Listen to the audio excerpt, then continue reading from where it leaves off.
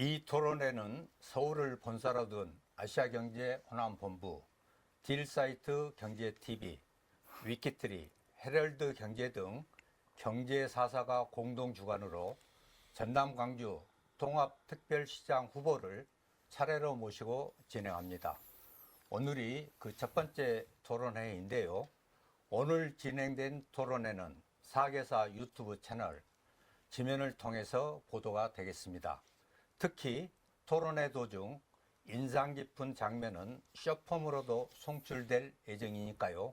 후보님 멋진 포즈 기대하겠습니다. 네, 잘 알겠습니다. 네, 오늘 토론회를 시작으로 후보자가 원하는 날짜에 맞춰 순차적으로 진행된다는 것도 아울러 말씀드리겠습니다.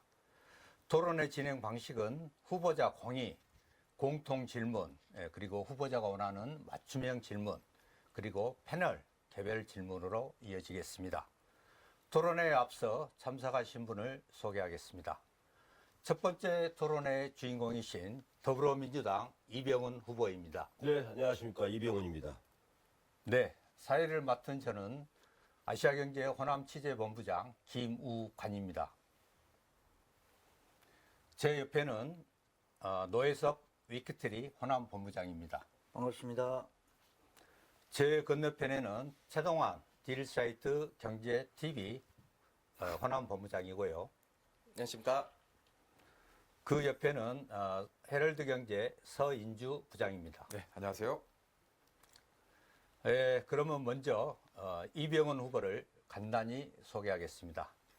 광양군수를 잃은 나이에요. 38살에 시작하신 것으로 알고 있는데 맞습니까? 발음이 자꾸 꼬이네요. 38입니다. 네, 알겠습니다. 31년 전에 광양군수를 했습니다. 네. 이후에 전남도청 기획실장, 문화관광국장, 문체부 아시아문화중심도시 추진단장, 그리고 광주광역시 문화경제부시장, 광주 동구 남구을 21대 국회의원, 그리고 지금은 더불어민주당 호남발전특별위원회 수석 부위원장을 맡아서 지역 발전에 매진하고 있습니다. 그럼 본격적인 질문에 들어가겠습니다. 먼저 노혜석 위키트리 본부장부터 질문해 주시죠. 여기서 뵈서 반갑습니다. 예, 예. 지난 3월에 전남 광주 특별시 특별법이 통과에 따라 오늘 6월에 통합시장을 뽑게 됐습니다. 40년 만에 다시 뽑는 전남 광주 특별시장에 도전한 후보님께서는 지역으로 보나 개인적으로 보나 의미가 남다르다고 생각하는데요. 그 소회가 있으시면 한 말씀 해주십시오. 예, 지금 사실은 광전남 통합 문제를 제 기억에는 95년에 그때 민선이 출범하면서 광주 전남 통합을 하자 주장을 했었어요. 그게 무사히 됐죠. 이번에도 행정 통합이 되기는 상당히 어려웠습니다. 그런데 대전 충남, 우리 대구 경북 부울경 지역이 훨씬 우리가 빨랐어요. 통합하자는 분위기가. 행정 통합이 가장 속도가 늦었던 것이 광주 전남이었는데 이게 가장 빠른 속도로 진행이 됐습니다. 그 이유는 이재명 대통령이 지방 분권 호남에 대한 애정, 통합을 주도적으로 앞장을 서다 보니까 급물살을 타게 된 것입니다.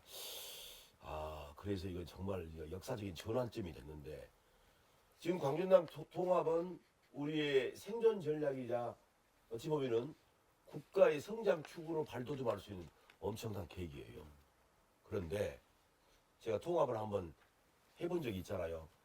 38세 때 동광양 군하고 시하고 광양군을 통합한 경험이 있습니다. 마지막 제가 광양군수였는데 지금 광양시가 됐는데 그 통합 이후에 지금은 잘 살고 있습니다만은 통합이 되고는 해야 될 일이 산적이 있어요. 갈등도 해결해야 되고 많습니다. 자, 이런 문제를 제가 그동안에 전남에서도 근무를 하고 광주에서도 근무하고 중앙정부에서도 근무했던 그 경험을 살려서 통합의 과실을 효과를 정말 지역 주민이 체득할 수 있게끔 해보고자 하는 생각입니다.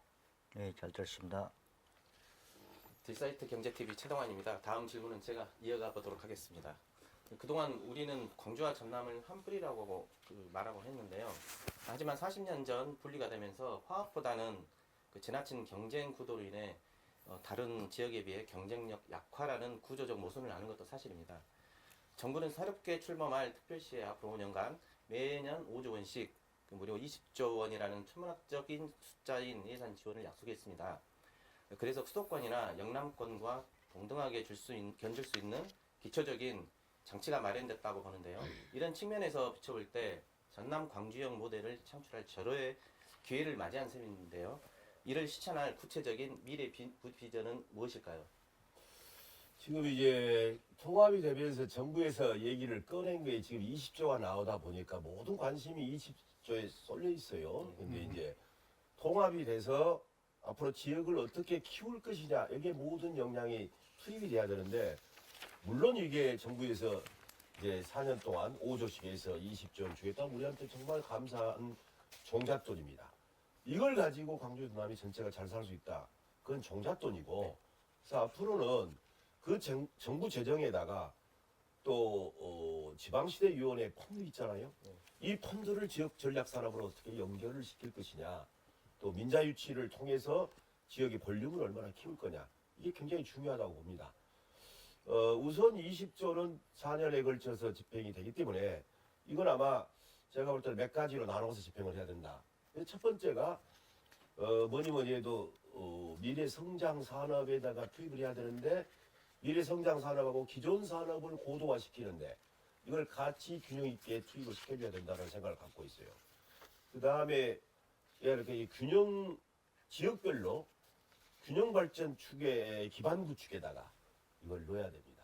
소외 지역이 없도록 우리가 발전도 중요하지만은 사람이 소외를 느끼게 되면은 삶 자체가 피폐해지고 거기서 이제 또 다른 갈등이 초래되니까 이런 부분에 투자를 하겠다는 말씀을 드리고, 계층별로는 우리가 앞으로 노인 인구도 많고 청년은 떠나가고 이 균형을 유지하는 게 중요하다. 그래서 청년과 노인을 위한 생활 투자, 여기에도 적극 활용을 해야 됩니다. 그래서 이것은 결국 자원을 어떻게 배분하냐는 통합시장이 어떤 균형감을 갖고 있느냐, 광주 전남의 속속들이 그 사정을 알고 해야지 현장을 알아야 됩니다. 이걸 통해서 주민이 스스로 느낄 수 있어야 된다. 이렇게 봅니다. 네, 잘 알겠습니다. 자, 헤럴드 경제 서인주 기자입니다. 이제 광주 전남이 원래는 하나였지 않습니까? 근데 이제 부부가 이제 이혼하는 것처럼 떨어져 지낸 지가 뭐 40년 가까이 되다 보니까 이게 좀 물리적으로 또 화합적으로 보면은 한 뿌리긴 한데 이게 좀 이렇게 좀 나눠진 것 같아요. 저 고향이 이제 담양인데 또 담양하고 또 광주권하고 또 서부권, 또 목포, 무안, 또 뭐 순천, 광양 이쪽이 또 약간의 좀 이렇게 거리감이 있는 것 같습니다. 그래서 초대 통합 시장이 되면 무엇보다도 이런 것들을 잘 좀 이렇게 융합을 시키고 또 소통할 수 있는 이제 그런 것들이 굉장히 좀 필요해 보이거든요. 후보님이 초대 통합 시장이 된다면 이런 부분들의 갈등들을 어떻게 좀 해결하실 건지 좀 궁금합니다. 지금 출마한 사람 중에서 그걸 제일 잘할 수 있는 사람이 접니다. 아, 예. 근데 이제 지금 언론사 여론조사에 안 떠서 그러지 이 일 자체를 제가 잘할 수 있어요. 구조를 잘 알기 때문에. 네. 지금 우리가 이제 광주단에 분리돼 있으니까 자꾸 뭐 사업도 국책사업 같은 거 대립하고 갈등하고, 또 어떤 지역이 또 이렇게 사업을 따냈다. 네. 전남만 해도 22개 시군이고 광주도 5개구예요. 27개 시군구가 각기 우리 지역에 좋은 거고 안 좋은 시설은 저리 갔으면 좋겠다. 다 이런 생각 가질 거 아닙니까? 이걸 균형이 가기 위해서는 저는 광주 전남을 5대 권역으로 봅니다. 약간의 특성을 감안해서 5대 권역을 예를 들면 광주 동교권, 예. 그다음에 서부권, 예.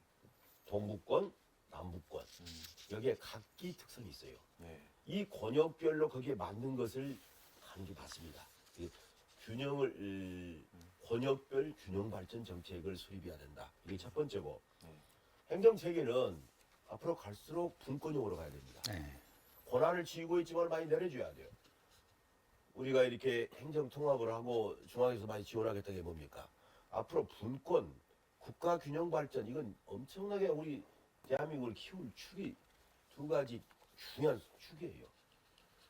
갈수록 분권화되고 지역에서 그렇게 해야 발전을 갈 수가 있어서 네. 저는 철저하게 분권형 행정 체계를 갖추겠습니다. 마지막으로 제일 중요한 게 소통 구조예요. 네. 공무원들 보고서만 받고 판단하고 절대 그래서는 안 된다. 현장을 보고 어디가 소외됐는지 이걸 서로 끊임없이 소통을 해서 그들이 납득할 수 있는 구조를 만들어주는 거.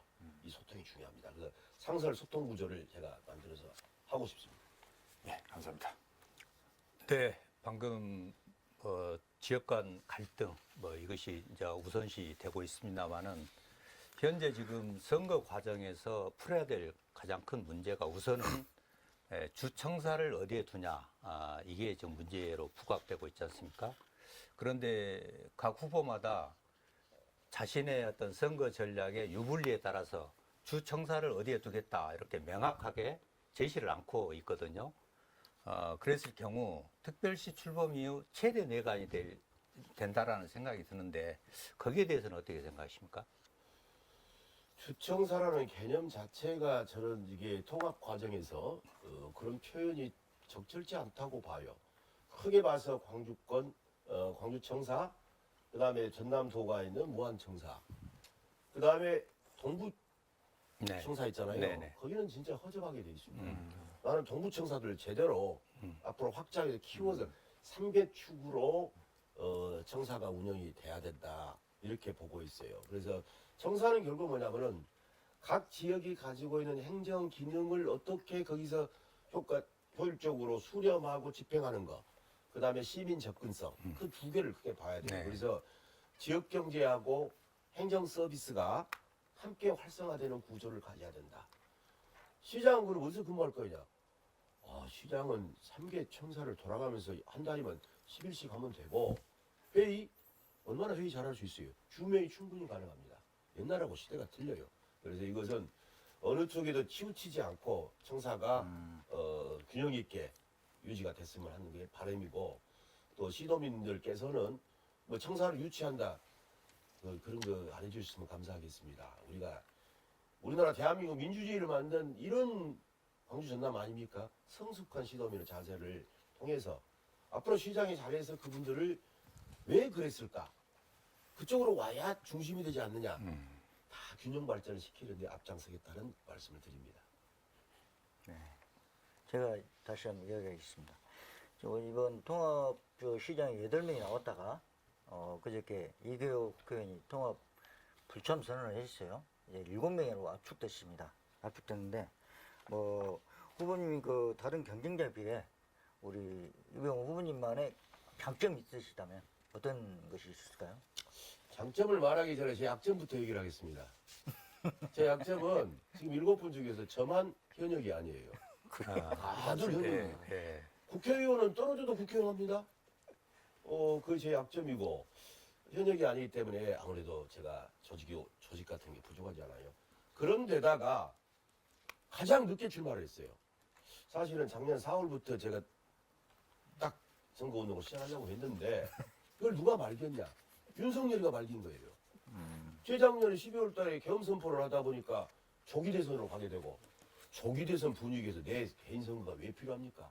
그래서 그 대선에 가게 되고 그 다음에 당대표 선거 있었잖아요. 네. 당대표 선거가 8월 2일 날 끝났어요. 이러다 보니까 제가 제일 늦게 출발하고 현직도 아닌 사람이 늦게 출발하기 이거 됩니까? 네. 그래서 제가 밀리고 있어요. 그러나 저의 강점은 뭐냐? 후보 7명 중에서 누구도 할 수 없었던 전남, 광주, 중앙 행정을 다 경험했습니다. 그래서 누구보다 통합됐을 때 27개 시군구를 균형 있게 발전시킬 수 있는 제가 경험이 있고 또 이제 국회 입법 경험도 있잖아요.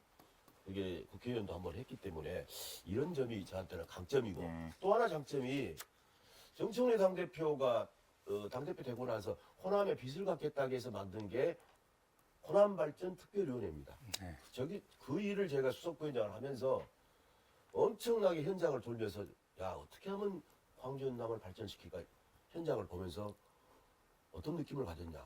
정말 이 동네 허접하구나 첫째. 그런데 찬찬히 살펴보니까 키우면은 정말 클 것들이 밑에서 싹트고 있더라는 거예요. 이걸 시너지를 서로 연결하면은 정말 키울 수 있겠다. 그래서 이건 26가지 정책을 제가 발굴해서 당 당대표한테 보고도 하고 앞으로 이재명 정부 남은 기간 동안에 그걸 구현시키기 위해서 그 노력을 해왔기 때문에 이런 것도 저의 강점입니다. 네, 잘 들었습니다. 네, 선거이고 또 정책 토론회이다 보니까 아무래도 조금 분위기가 좀 다운될 수 있어서 제가 좀 부드럽게 분위기를 이어가겠습니다. 우리 후보님은 혹시 MBTI 어떻게 되시고 그리고 스스로 정치적 MBTI는 현실주의자일까요? 아니면 이상주의자일까요? 그것이 좀 궁금합니다. MBTI가 INFJ예요. 어쩌냐면은 제가 인생이 피곤한 MBTI를 타고 태어났습니다. 현실에 순응하는 것보다는 원칙을 강조하는 게 좀 많아요. 네. 원칙을 강조하다 보니까 글쎄 제가 돈이나 지위보다는 자아실현 또 이렇게 명예에 대한 그런 게 없고 사적인 것보다는 공적인 데 관심이 많아요. 네. 그런 것이 이제 성향을 가지고 있다 보니까 아니 되게 보면은 그때그때 실리를 추구해갖고 딱 이렇게 하는 사람 잘 삽디다. 근데 이게 원칙을 지키고 살려니까 너무 인생이 팍팍할 때도 많고 외로움을 느낄 때도 많지만은 또 하나의 한 축이 제가 굉장히 감성이 발달된 사람입니다. 감성이 발달된 사람일 때 제가 그래서 문화예술 쪽에 아주 제가 관심이 많고 네. 인정도 해봤지만은 또 그게 어떤 면이 있냐면은 남의 아픔을 내 아픔으로 이렇게 환치하는 능력이 아주 발달됐어요. 예. 그래서 겉으로 보면 굉장히 딱딱해 보이는데 정말 눈물도 많고 내가 나를 생각해 볼 때 참 괜찮은 놈이다. 근데 왜 나를 몰라줄까?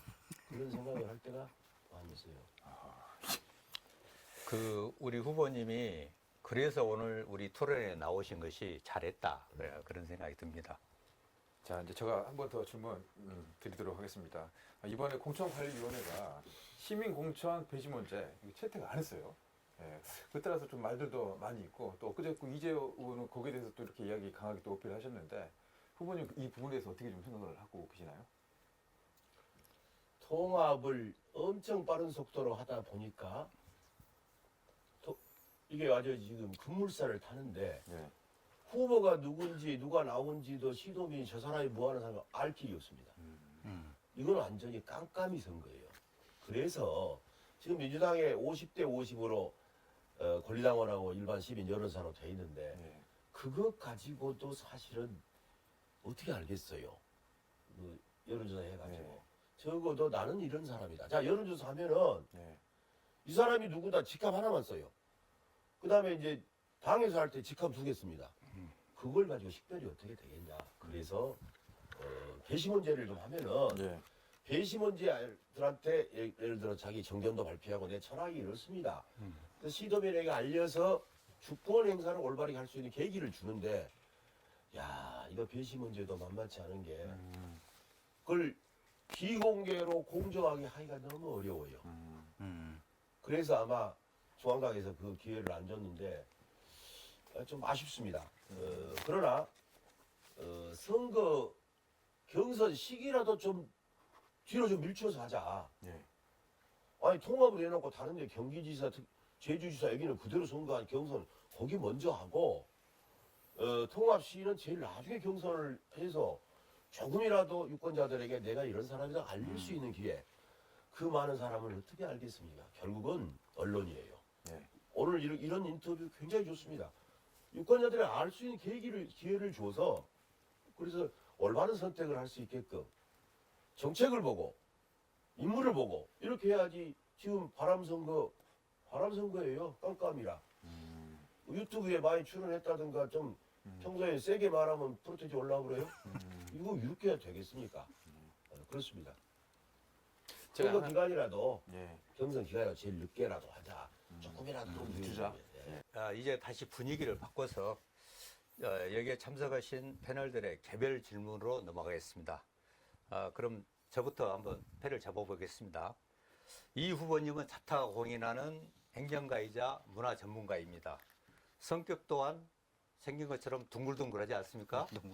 그러다 보니까 지금 현재 가장 우리 지역민들이 우려하는 부분들이 지역 간의 갈등 조정을 누가 잘하냐에 따라서 앞으로 통합시장의 그 조건을 가장 우선시 본다라고 그렇게 생각이 되거든요.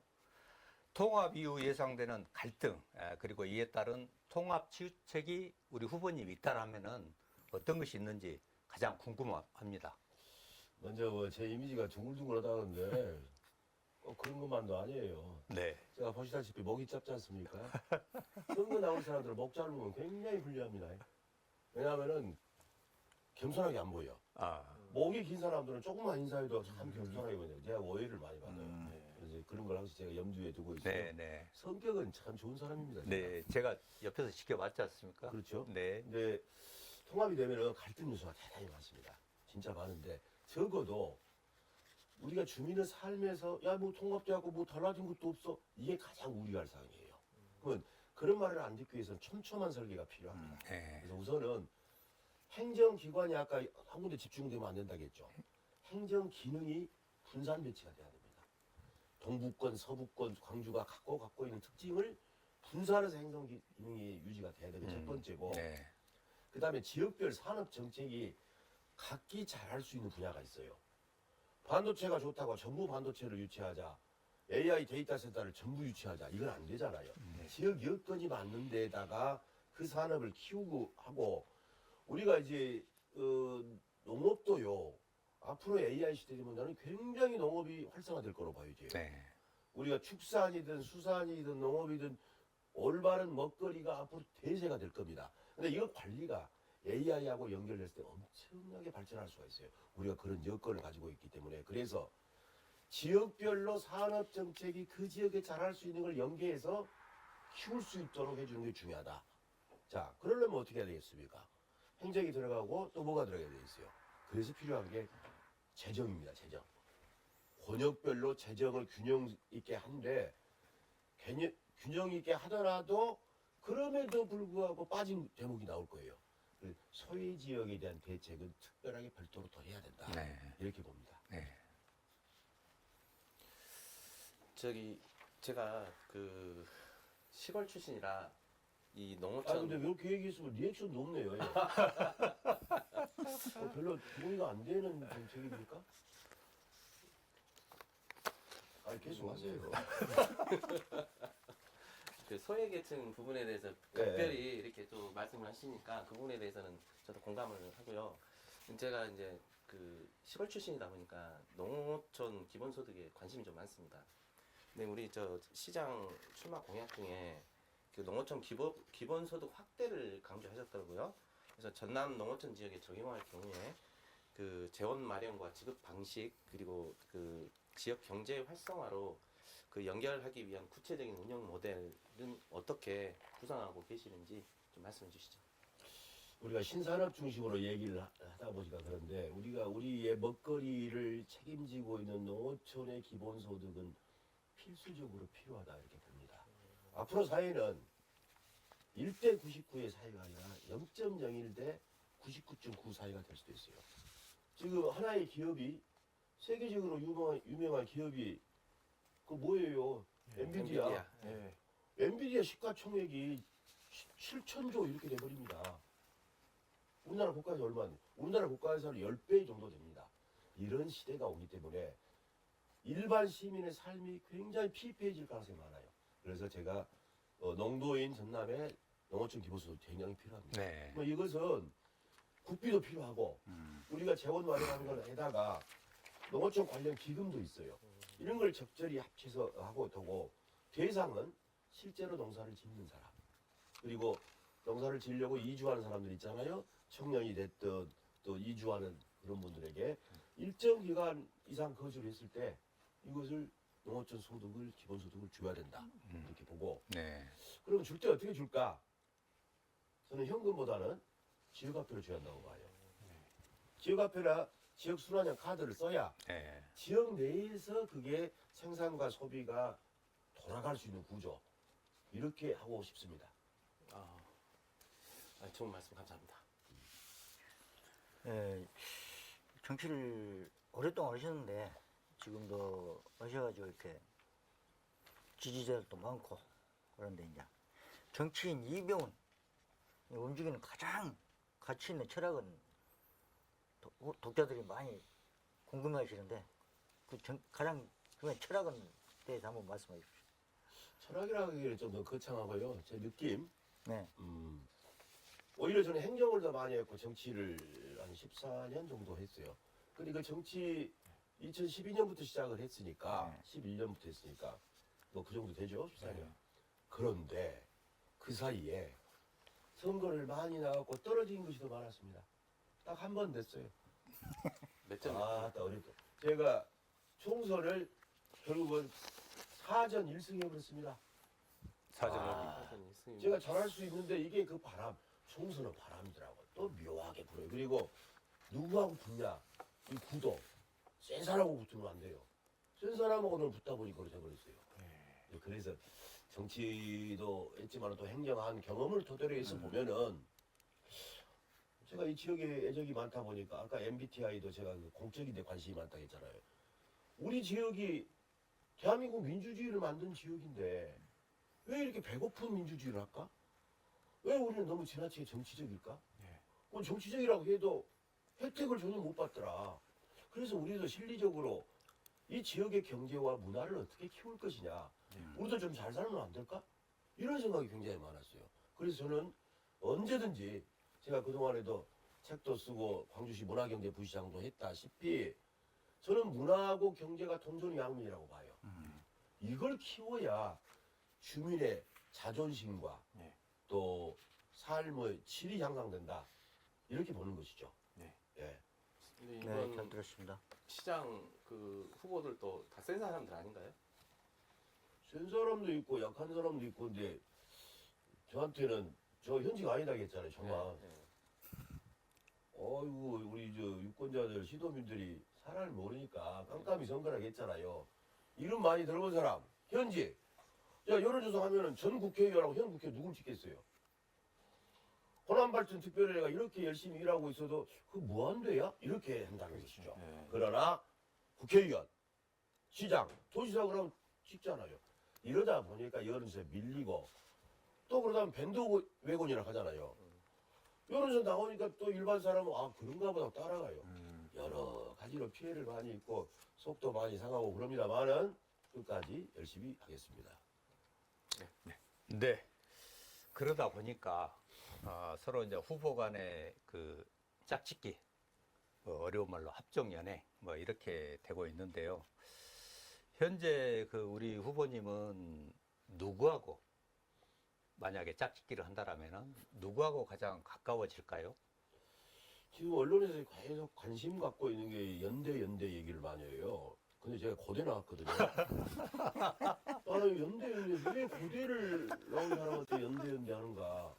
근데 이제 물론 나중에 이제 결선 투표라는 게 있기 때문에 결선 투표에 모르면은 그래도 누가 내가 되면 좋겠는데 내가 안 되면은 누가 더 그래도 이 통합시장 역할을 할까 여기다가 관심을 가져야지 그걸 뭐 연대 합정연대 좀 그 용어가 제가 좀 생소해가지고 네.